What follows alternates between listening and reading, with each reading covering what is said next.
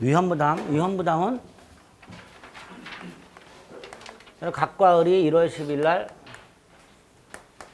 뭐 토지나 건물을 매매했는데 그 후에 토지가 수용이 되거나 뭐 건물이 지진 또는 제3자 방화 등으로 멸실된 경우 이렇게 말할 수 있죠. 채무자의 귀책 사유 없는 후발적 불능 이렇게 말할 수 있죠. 이렇게 불가능하게 된 불능이 된 채무자에게 귀책 사유 없는 후발적 불능이 있을 때 첫째 갑의 채무 소멸, 두 번째 반대 당사자 을의 대금 지급의 위험을 누가 부담할 것인가? 원칙 갑이 부담. 채무자가 부담. 그래서 갑은 대금 청구할 수 없고 미리 받은 계약금 따위는 반환하라 이렇게 되겠죠.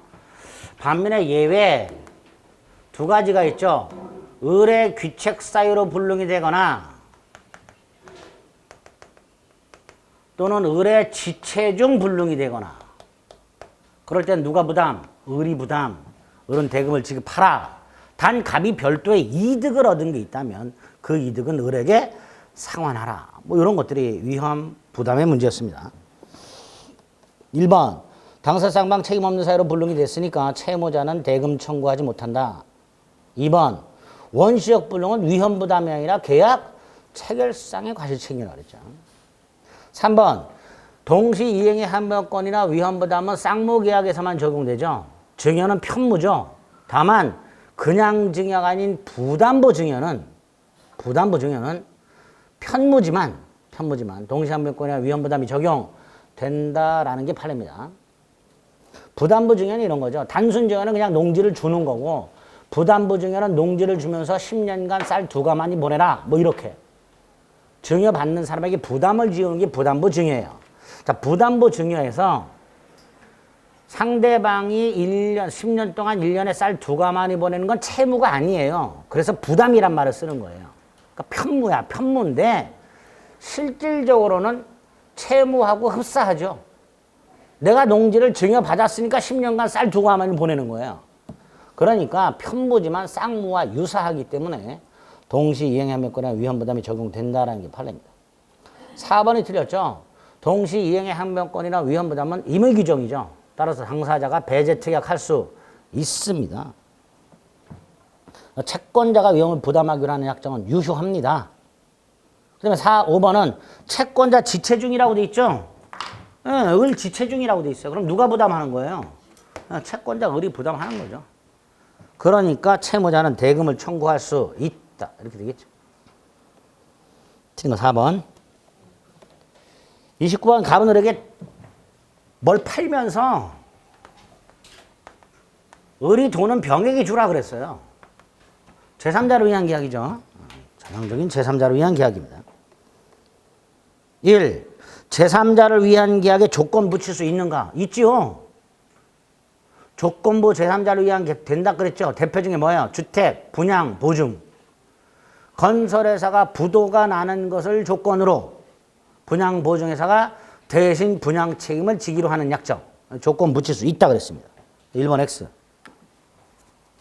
2번 갑을 간의 계약이 해제, 무효 취소되었다 하더라도 을은 병에게 반환을 청구할 수 있다 없다? 없다 그랬죠.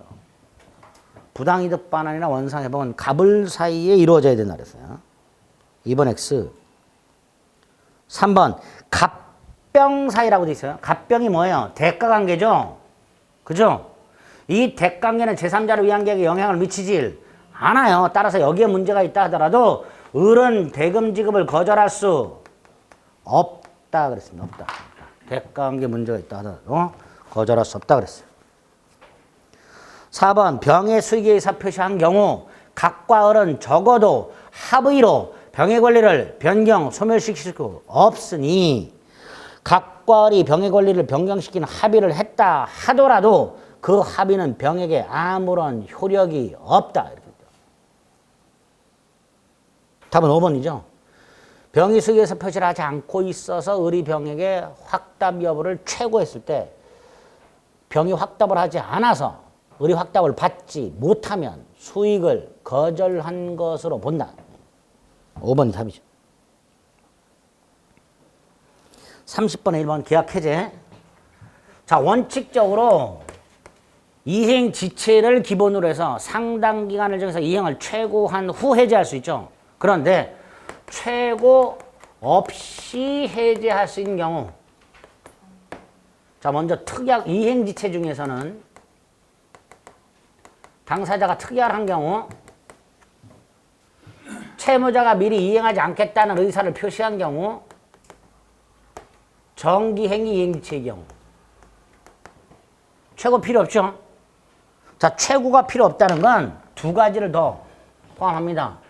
이행기 기다릴 필요 있다 없다? 없죠. 그죠? 또 채권자는 자신의 반대 힘으로 이행 제공할 필요 있다 없다? 없다, 이런 뜻이죠. 묶어서 같이 기억하세요. 이행기를 기다릴 필요도 없고 자신의 반대 힘으로 이행 제공할 필요도 없고 채무자에게 이행을 최고할 필요도 없이, 이렇게 되죠. 이행 불능도 있고요. 불완전 이행 중에서 완전 이행, 완전 이행을 두 글자로 뭐라 하죠? 추한, 추한. 추한이 불가능한 경우가 있고요. 약정 해제, 권 발생, 담보 책임한 해제. 이런 것들이 뭐가 필요 없는 거다? 최고 필요 없는 거다. 동그라미 1번이죠. 정기행위지체. 2번은 해제권 소멸 사유 중에 특이한 게 두 개가 있었죠. 해제권 행사 기한을 정하지 않았을 때 상대방이 최고했고 확답을 얻지 못하면 해제권은 소멸. 또 하나는 요거 해제권자가 목적으로 훼손하여 반환 불능으로 만들거나 목적으로 개조, 가공한 경우 이때 그 사람의 해제권은 소멸한다. 3번 채무 불이행을 이유로 계약을 해제하면 551조에서 따로 손해배상 청구할 수 있죠. 이때 손해배상은 이행이익배상이 원칙이라고 했습니다. 다만 실내익배상을 구할 수도 있다. 4번 계약이 해제됐을 때 매도인은 돈 돌려줘야 되죠. 플러스 돈 받은 날로부터 법정 이자를 가산해서 반환해야 되죠. 자, 5번 각과 을 사이에 A 토지를 매매했는데 이 땅이 갑의 채권자에 의하여 가압류가 되었다. 땅이 가압류가 되어 있으면 등기부에 가압류 등기가 이루어지고 가압류 등기가 되는 순간 을에게 등기를 넘겨줄 수가 없어요. 등기를 못 넘겨주니까 이행 불능 아니냐 이 문제가 생기죠. 그런데 우리 대법원 뭐라 그러죠? 만약에 갑이 돈이 있다면 갑의 채권자에게 돈을 갚고 가압류를 해제시키고 등기를 넘겨줄 수 있잖냐. 그러니까 단순히 가압류된 것만 보면 안 된다. 플러스 갑이 재산이 있는지 없는지까지 봐야 된다. 만약에 갑이 재산이 없는 상태라면 갑은 돈을 갚을 수가 없으니 여기까지 돼야 이행불능이다. 갑의 무자력까지란 말까지 있어요. 그런데 5번은 아무리 눈을 씻고 찾아봐도 가압류만 되어 있지 갑의 무자력이란 말이 없지요. 그럼 이행불능이 아니에요. 따라서 5번 X. 을은 갑에게 상당한 기간을 정하여 가압류 해제하고 등기를 이전하라 라고 최고한 후에 해제할 수 있게 됩니다. 반면에 갑의 무자력 이런 말에까지 들어있다면 옳은 지문이 되는 거예요.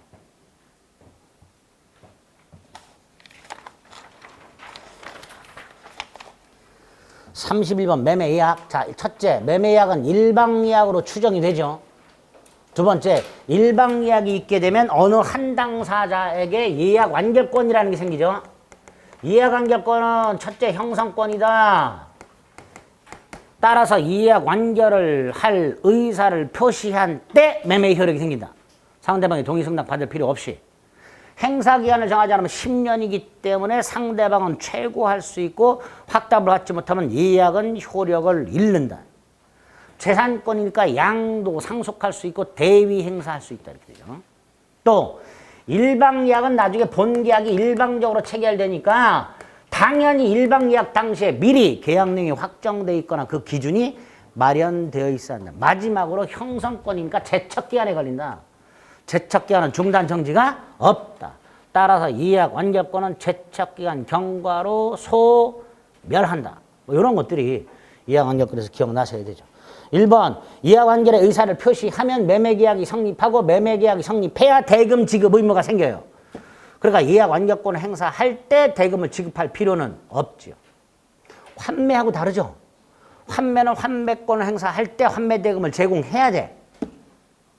반면에 매매 예약 완결권은 그냥 예약 완결권을 행사하면 됩니다. 제공할 필요 없습니다. 2번 일방예약으로 추정하고 기간 정하지 않으면 10년이죠. 아까 예약 완결권 4번 양도할 수 있다고 그랬죠. 이때 예약 의무자 동의받을 필요가 있어요, 없어요? 없지요. 내가 내 권리를 팔아먹는데. 5번 부동산 예약 완결권은 뭐 할 수 있다? 가등기. 그죠? 그리고 4번 승낙 없이도 양도할 수 있다. 자, 32번 담보책임 역시 외운 분들만 푸시자고 그랬어요. 외운 분들만 담보책임. 첫째, 전부가 타인 권리, 전타, 선해손, 악해, 도선해. 그렇죠? 악의 매수인 뭐 할 수 있다? 해제할 수 있다. 그죠? 그런데 2번, 악의 매수인은 손해배상은 청구할 수 없다. 그죠? 선의만 손해배상 청구할 수 있다. 선해, 손. 3번은 일부 타인 권리죠. 일타, 대감, 선해선. 악의도 선의도 대금감액 청구할 수 있다. 선이라면 해제와 손해배상도 청구할 수 있다. 근데 3번 악의 매수는 대금감액 청구할 수 없다. 틀렸네요. 이렇게 푸는 거예요. 이렇게 외워가지고. 4번은 수량지정 매매인데 수량이 부족하죠. 수량 부족 일부 멸실, 부실, 선대감의 손해. 선의만 대금감액 계약 해제, 손해배상 청구할 수 있다. 악의라면 해제할 수 없다. 5번은 저당권이 실행됐네. 저당 출해선. 선악 묻지 않고 해제 손해배상 청구, 출제액 상환 청구할 수 있다. 악의도 해제할 수 있다. 옳은 지문이죠. 그리고 3번. 33번. 임대차 계약에서 목적물의 현상 유지 수선 의무는 누구한테 있다? 대인한테 있다. 자, 2번. 건물 기타 공작물 임차인은 건물 기타 공작물 임차인은 토지 임차인 안 됩니다. 임대차가 종료한 때 부속물 매수 청구할 수 있죠. 자, 이때 부속물 일단 3가지 요건을 갖춰야 돼요. 첫째, 독립물. 건물의 일부라면 부속물에 청구 못한다 그랬어요. 두 번째, 누구 소유? 임차인 소유. 세 번째, 객관적 용도로 제공. 즉 다른 사람도 사용수익이 가능해야 돼요. 저 마지막 요건에 걸리는 게 뭐가 있어요? 간판. 간판은 임차인 특수 목적을 위한 거죠. 그렇잖아요. 그러니까 이거 매수 청구할 수 있다 없다? 없다. 자, 이 3가지 요건을 갖춘 거 중에서 임대인 동의받아 부속시킨 거하고 임대인으로부터 매수한 거하고 2가지 매수 청구할 수 있는 거예요. 그러니까 이전에 이 요건을 먼저 갖춰야 돼요. 그러니까 임대인 동의 얻어 부속을 시켰다 하더라도 임차인 특수목적 사용하기 위한 부속물 이건 매수 청구할 수 없단 말이에요. 대표적으로 간판 같은 거. 임대인 동의받아 간판을 부착했다 하더라도 그 간판은 객관적 용도에 사용되는 물건이 아니니까 부속물 매수 청구할 수 없다가 됩니다. 2번 틀렸죠. 자, 3번 임차인은요 목적물을 선량한 관리자의 주임으로 보관해야 되고 나중에 반환을 해야 돼. 근데 목적물이 멸실됐네? 그럼 임차인은 반환 의무가 불가능해졌죠. 당연히 임대인이 뭐라 그럴까요? 책임지라 그러겠지. 그럼 임차인은 책임을 지든가 아니면 내 잘못이 아님을 증명해서 책임을 면하든가. 3번. 임차인이 스스로 자신에겐 귀책 사유가 없음을 증명하라. 이렇게 되겠죠.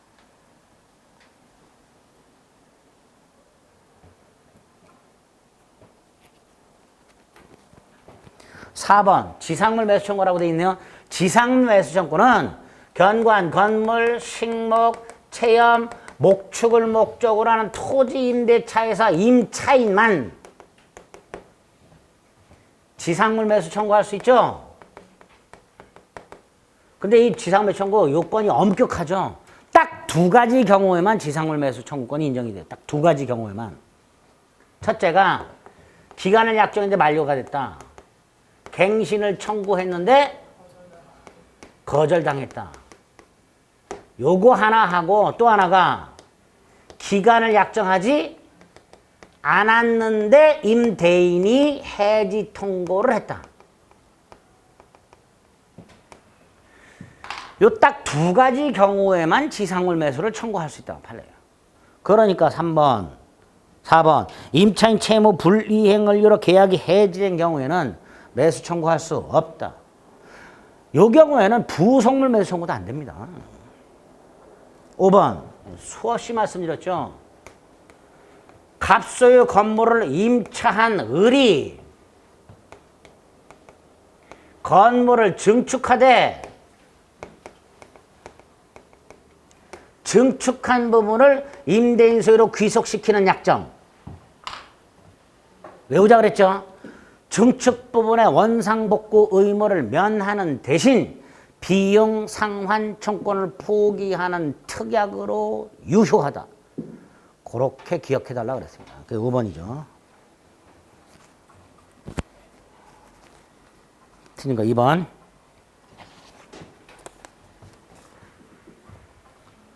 34번. 갑이 을에게, 을이 다시 병에게 전대를 하였다. 적법전대가 있고 무단전대가 있죠. 1, 2, 5는 무단전대네요. 그렇죠? 1번, 2번, 5번은 갑의 동의가 없다라고 되어 있으니까 무단전대입니다. 자, 동의가 없어. 1번, 2번, 5번. 자, 동의가 없다. 여기 보세요. 첫째, 계약은 유효하다. 병은 갑에게 권리를 주장할 수 없다. 갑은 을과의 계약을 해지할 수 있다. 이때 갑이 을과의 계약을 해지하지 않는 한 병에 대해서는 손해배상 따위를 청구할 수는 없다. 무단전대에서 기억나야 되죠. 반면에 동의를 받았다. 적법전대. 갑은 병에게 직접 권리를 행사할 수 있다. 그러나 의무를 부담하지는 않는다. 두 번째, 갑은 병에게 직접 차임을 청구할 수 있다. 이때 병은 을에게 차임을 지급했다 하더라도 갑의 차임 청구를 거절하지 못한다. 갑의 청구가 우선한다. 그리고 전차임 보호장치가 있다. 적법전대에는 갑을이 계약을 합의 해지하거나 을이 임차권을 포기해서 임차권이 소멸하더라도 전차권은 소멸하지 않는다. 두 번째, 갑이 을과의 계약을 해지했을 때 그 사유를 병에게 통지하라. 단 을의 이기산 차임 면체를 이유로 해지한 경우에는 통지할 필요가 없다. 건물전 차인이라면 부속물 매수 청구할 수 있고 토지전 차인이라면 지상물 매수 청구할 수 있다. 이게 다 적법전대체에서 나오는 거죠. 그런 것들이 일단 기본적으로 딱 머릿속에 있어야 되죠. 1번 동의 없다 하더라도 계약은 유효하다. 2번 동의가 없으니 병은 갑에게 대항할 수 없다. 5번 갑의 동의가 없다. 그런데 갑은 사이 계약이 존속하고 있다. 그러니까 갑은에게 차임을 청구할 수 있으니 갑은 병에게 부당이득 반환을 청구할 수가 없다. 그죠? 5번. 4번 갑의 동의가 있다. 근데 갑과 을이 합의에 따라서 계약을 종료시켰다. 전차권은 소멸하지 않는다. 그럼 답은 3번밖에 없죠. 그런데 잘 보세요. 1, 2, 4, 5는 괜찮은데 3번. 갑이 병에게 동의. 갑이 병에게 차임을 청구했을 때 병은 을에게 차임을 지급했다 하더라도 갑의 청구를 거절할 수 없다 그랬죠. 그죠? 임대인이 차임 청구에 대하여 적법 전차인은 전대인에게 차임을 지급했음을 이유로 갑의 청구를 거절할 수 없다. 이게 원칙이라 했어요. 그런데 여기서 판례가 이렇게 나눠요. 을과 병 사이에 차임, 전대차, 차임, 지급, 기간을 정해, 기한을. 매달 15일. 병은 을에게 매달 15일 전대차 차임을 지급한다. 이렇게 약정을 했어. 그런데 우리 대법원에 의하면 병이 갑의 청구를 거절할 수 없는 경우에는 이 을에게 차임을 지급할 때 15일 전 지급한 경우에 한한다. 전 지급한 경우에. 만약에 병이 15일 날 을에게 차임을 지급하지 않고 기다려요. 누구 청구가 들어올 수 있으니까? 갑의 청구. 그런데 15일까지 갑의 청구가 없어. 그래서 병이 15일 24시 0시, 16일 0시에 15일 후 을에게 지급을 했어. 즉 16일 날 지급을 했어. 근데 갑이 청구가 들어왔어. 이럴 때는 갑의 청구를 거절할 수 있다. 이렇게 나눠요, 판례가. 그럼 3번을 읽어보면 병은 전대차 계약상의 차임 지급기 후에 을에게 차임을 지급. 여기 보세요. 이거죠? 따라서 병은 뭐 할 수 있다? 거절할 수 있다. 대항할 수 있다. 이렇게 되죠. 그죠? 그랬더니 어떤 분이 그럼 만약에 병이 을에게 15일 지급한 경우에는 어떡하나요? 15일 1시쯤 지급했는데 2시쯤 청구 들어오면 어떡하나요? 몰라요. 그건 판례가 없어요. 그러니까 전 후만 기억하면 돼요. 당일 지급 이런 거 생각하지 말고. 전 몰라. 그거는 판례가 없으니까. 전, 후. 3번이 틀렸고요. 35번은 거저 먹죠. 주택임대차보호법이 적용 안 되는 거 크게 두 개 고르면 되죠. 하나가 일시사용임대차하고요. 또 하나가 임차인이 법인인 경우. 그죠? 그런 거 일단. 답은 4번. 자, 일시사용임대차는 뭘 말하죠? 숙박계약. 2박 3일 뭐 이런 거. 여관, 호텔, 숙박계약. 자, 36번 주택임대차의 보증금의 우선변제라고 되어 있는데요. 주택임대차나 상가건물 임대차에 보면 임차인의 우선변제권이 두 종류가 있죠. 그죠? 후순위 권리자보다 우선변제가 받는 게 있고요. 또 하나가 최우선변제가 있죠. 그죠? 자, 후순위 권리자보다 우선변제를 받으려면 대항력 플러스 확정일자가 필요하죠. 그죠? 근데 최우선변제의 경우에는 일단 확정일자 필요해요? 필요 없어요? 필요 없죠. 하지만 대항요건, 인도 및 주민등록,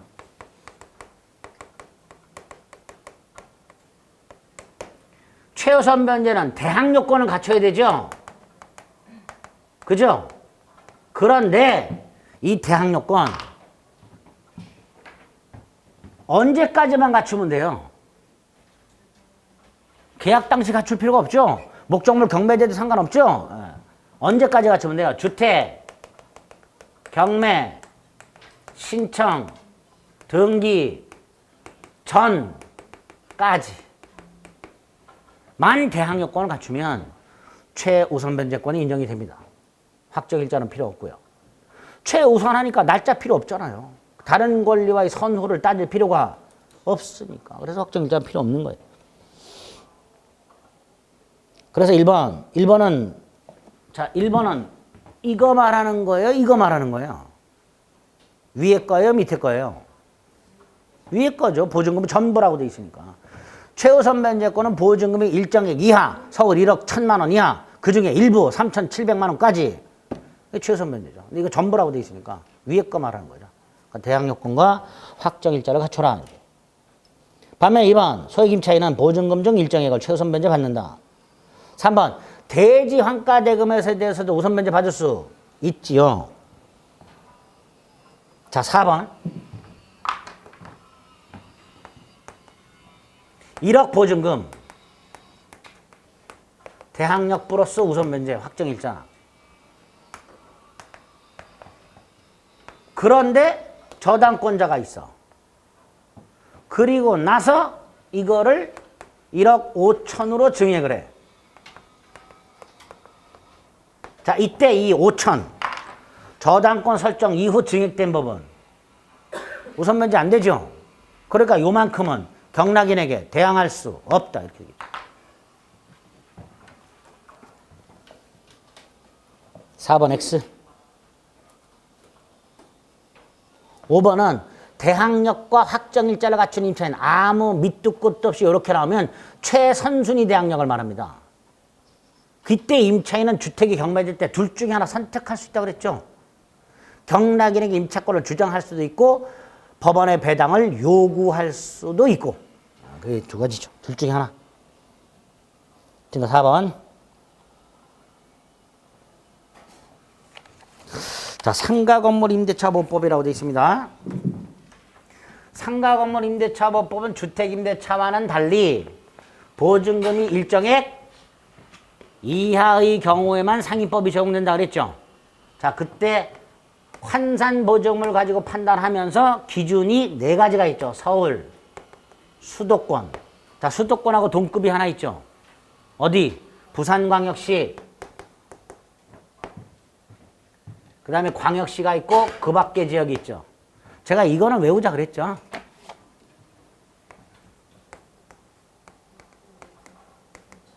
이렇게. 9억, 6억 9천, 5억 4천, 3억 7천만 원이야. 그러니까 1번 수도권이고 6억 9천이니까 적용되지 않는다. 초과하니까. 그죠? 이걸 초과 임대차라 하지요. 자, 근데 초과 임대차의 경우에 원칙 상인법 적용 안 되지요. 그죠? 예외 5개가 있죠. 적용되는 거. 첫째, 대항력. 두 번째, 갱신요구. 갱신요구권. 세 번째, 2기가 아니라 3기 연체 시지. 네 번째, 권리금 회수. 다섯 번째, 표준계약서.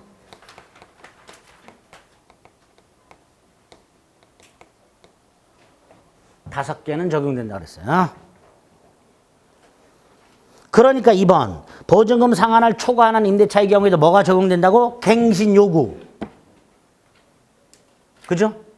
갱신요구 적용돼요. 그런데 이 갱신요구가요. 갱신요구가 상인법 10조 1항 2항, 3항이에요. 갱신 요구권이 상인법 10조 1, 2, 3항인데 3항이 본문과 단서로 이루어져 있어요. 10조 3항이 본문과 단서로 이루어져 있는데요. 이 초과 임대차에는 이 단서는 적용이 안 돼요. 초과 임대차는 뭐는 적용이 안 된다고요? 단서. 이 단서가 뭘까요?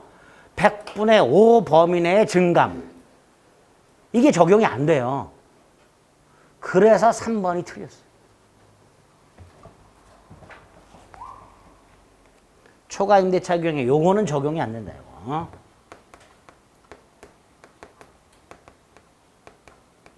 그래서 초과 임대차의 경우에 갱신 요구권에 의해서 갱신되었을 때 그 차임 및 보증금은 경제사정의 변동이나 주위의 경제사정 등을 감안해서 당사자가 적당히 증감할 수 있도록 되어 있어요. 그냥 초과 임대차는. 이게 적용이 안 됩니다. 초과 임대차에 10조 1항, 2항, 3항 본문만 적용 이렇게 되어 있어요. 단서가 적용이 안 됩니다. 4번은 뭐 보증금을 월 단위 차이로 바꿀 때 그 산정률 제한 있죠. 자, 주임법, 상위법을 구별해야 되죠. 주임법은 연 1할과 한권행 기준금리 더하기 3.5% 중 낮은 거. 상위법은 연 1할 2푼과 한권행 기준금리 곱하기 4.5배 중 낮은 거. 그죠? 주택임대차는 더하기 3.5%예요. 상위법은 곱하기 4.5배수입니다. 이 숫자 같은 거 우리 지금 굳이 안 해도 돼요. 지금 상임법이 개정돼 있고 추석 전에 개정안을 통과시킨다고 어제 기사가 나왔어요. 어우, 개 짜증나. 추석 지나고 나면 개정안이 통과가 될 것이고 지난법 주임법처럼 공포 즉시 시행할 거예요. 아우, 개 짜증나. 자, 5번은 소액임차인 최우선 변제죠. 그죠? 소액임차인 최우선 변제 상위법. 이거 안 외워도 됩니다. 옛날 기준이에요. 아직 개정도 안 된 거. 이것도 개정될 거예요, 아마. 서울, 수도권, 광역시 그 밖에죠. 부산시 없어요. 그냥 수도권이에요. 기준 금액이 얼마죠?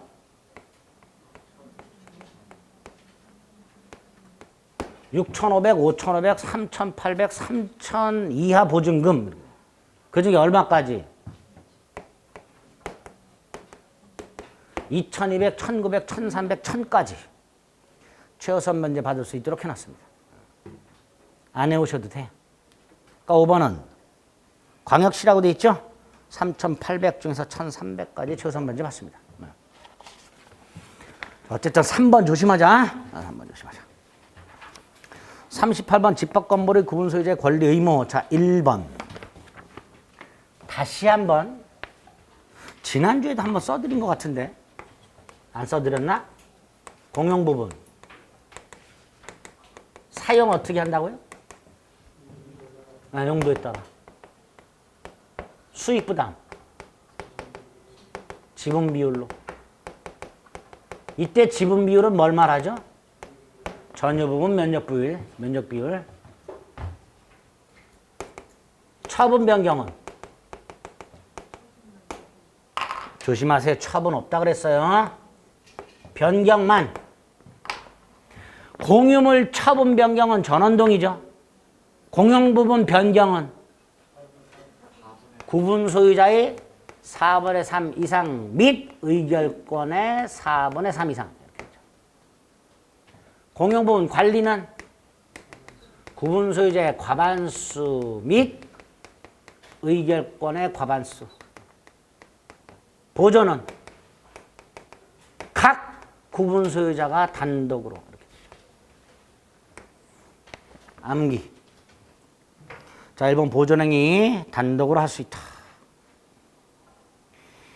2번 보존행위 속에는 지분권에 기한. 지분권은 소유권하고 똑같다 그랬죠? 물권적 청권을 포함한다. 3번은 공용 부분을 제3자에게 무상으로 사용하겠어. 그게 뭐예요? 사용대차. 유상으로 사용하게 하면 임대차. 무상으로 사용하게 하면 사용대차.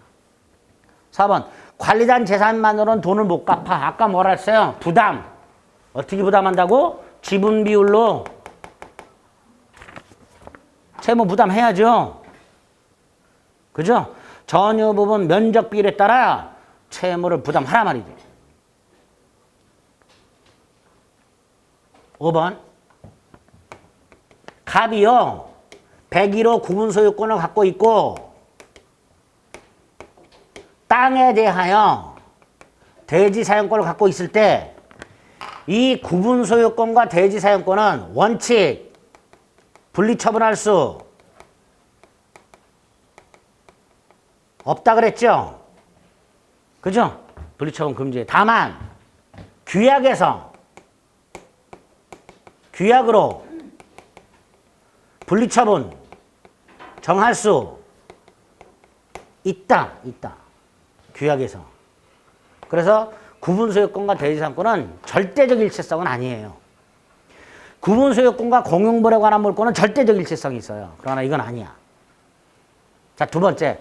아파트 구분소유자들이 관리단 집회를 소집해서 규약에다가 분리처분을 정해놓는 경우가 많을까요? 안 정하는 경우가 많을까요? 예? 여러분들 아파트 그냥 쉽게 관리단 집회라는 거 소집해 본 적 있어요? 없어요? 없어요. 그러면 관리단 집회, 관리단 규약이라는 게 있을까 없을까? 관리단 규약이 있어요 없어요? 없어요. 우리 아파트는 관리규약인데 그거는요. 집합건물법상 말하는 규약이 아니에요. 입주자 대표회가 만든 규약이에요. 집합건물법상 규약이 아니야. 그러니까 대한민국 아파트 99%는 규약 자체가 없어요. 집합건물법상. 그러니까 분리처분을 정해놓지도 않았겠죠. 금지되어 있는 게 대부분이에요. 근데 문제가 생겼어. 이 자식이 대지에 관한 권리만 선의의 제3자에게 넘겼어.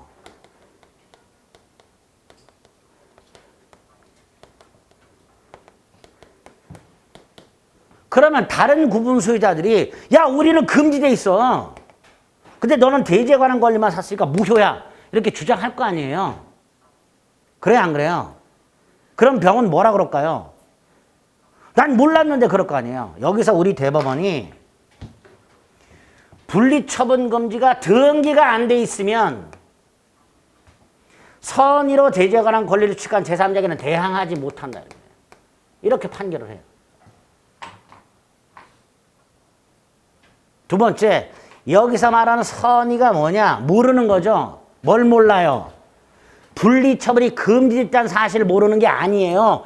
내가 산 땅이 집합건물 대지물 모르는 걸 말한다. 이게 판례예요. 그러니까 여러분이 만약에 이 사람이에요. 에? 어떤 땅을 샀어요. 땅에 대한 권리 샀어. 그런데 갑자기 한 수십 명이 몰려와가지고 이건 아파트 대지고 우린 분리처분이 금지되어 있는데 너는 왜 땅만 샀냐고 따지면은 이렇게 말하면 되는 거예요. 에? 그게 아파트 대지였어? 여러분. 자, 그럼 정리하면 분리처분, 구분소유권과 대지 사용권의 분리처분 금지가 등기되어 있지 않다면 그 대지가 집합건물의 대지물 모르고 권리취득한 제3자에게는 대항할 수 없다. 어렵죠? 어려워요. 지금 한번 읽고 넘어가면 돼요. 그게 5번. X.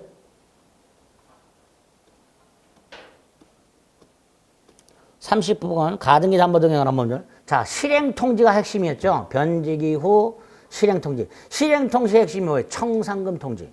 이때 청산금은 주관적 평가에 기여도 무방하다. 청산금이 없으면 없다는 뜻도 통지하라. 채권자만은 자신이 통지한 액수를 다툴 수 없다. 채무자 등에게 하라. 통지 방법에는 제한이 없다. 그러니까 1번 객관자에게 가액에 미치지 못하는 평가액을 통지하더라도 통지 효력이 있다 말이죠. 주관적 평가액이 된다 그랬으니까. 2번 양도담보권자가 선의의 제3자에게 처분해버리면 그 선의 제3자는 소유권을 취득한다 그랬죠. 3번은 가등기 담보권은 저당권하고 똑같죠. 그리고 저당권은 목적물 과실에는 효력이 미치지 않는다 그랬죠. 다만 목적물이 압류된 후에는 미친다 그랬죠. 똑같아요. 두 번째 줄에 압류됐다고 돼 있죠. 그러니까 그 과실에도 가등기 담보권의 효력이 미친다. 4번은 아까 뭐라 그랬어요? 가등기가 돼 있는 보장성이 경매되면 법원은 가등기 담보권자에게 물어본다 그랬죠. 뭐라고? 네가 담보가등기라면 채권을 신고하라. 신고하지 않으면 배당할 수 없다. 그러니까 신고해야 배당을 받는 거예요. 4번이죠. 틀렸죠? 그다음 5번. 자, 보세요.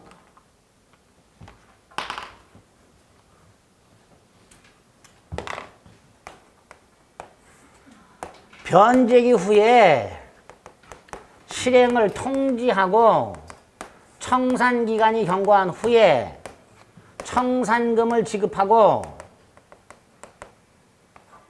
본등기함으로써 소유권 취득하는 게 기본이라 그랬죠. 그런데 가등기 담보권자가 청산 절차를 진행하고 있는데 목적물이 경매가 신청이 돼요. 그럼 청산 절차는 중단된다 그랬죠.